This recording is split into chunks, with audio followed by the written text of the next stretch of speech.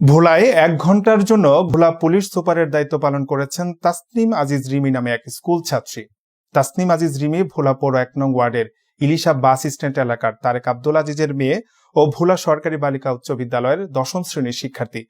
বিশ্ব কন্যা শিশু দিবস উপলক্ষে মেয়ে আমি সমানে সমান অনলাইন স্বাধীনতা এই স্লোগান নিয়ে ন্যাশনাল চিলড্রেন্স টাস্ক ফোর্স ও প্ল্যান ইন্টারন্যাশনালের আয়োজনে আজ বুধবার বেলা ১১টার দিকে ভোলা পুলিশ সুপার সরকার মোহাম্মদ কায়সার স্কুল ছাত্রীকে ১ ঘণ্টার জন্য দায়িত্ব দেন।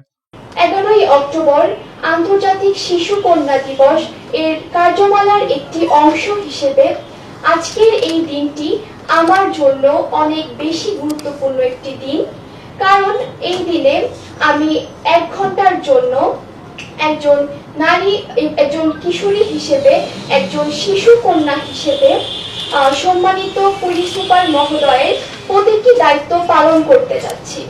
প্রতিটি অলি গলিকে সিসি ক্যামেরার আওতাভুক্ত করা হোক। ইতোমধ্যে ধর্ষিতা কন্যা শিশুদেরকে নিরাপদ এবং স্বাভাবিক জীবনে ধর্ষকদের প্রকাশ্যে শাস্তির ব্যবস্থা করা হোক, যেন তাদেরকে দেখে অন্যরাও শিক্ষা গ্রহণ করতে পারে।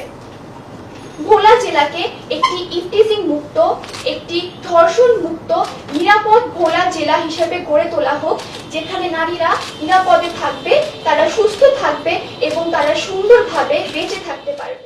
তাসনিম আজিজ রিমি জানান, ভোলা জেলাকে নারী বান্ধব, শিশু বান্ধব জেলায় রূপান্তরিত করে ধর্ষণ, ইফটিজিং সহ সব ধরনের অপরাধ মুক্ত জেলায় করতে আমি প্রস্তাবনা দিয়েছি। এটা বাস্তবায়ন করতে পারলে সারা দেশের ৬৪ জেলার মধ্যে ভোলা জেলা অপরাধ মুক্ত শান্তিপ্রিয় জেলা হিসেবে রোল মডেলে পরিণত হবে।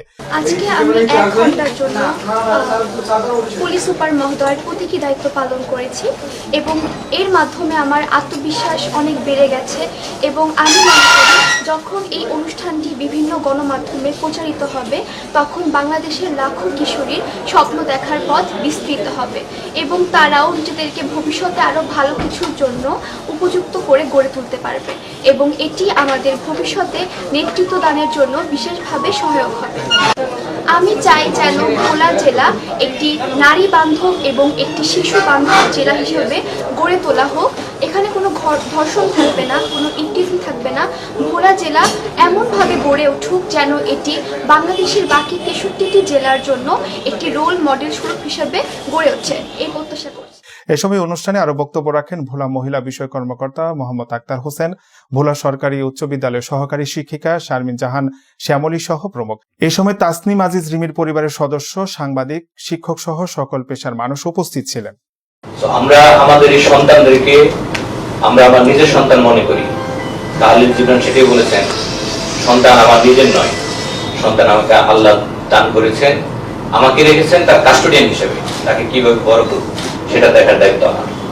আমি সন্তানের মালিক নই, মালিক সর্বশক্তিমান আল্লাহ তাআলা।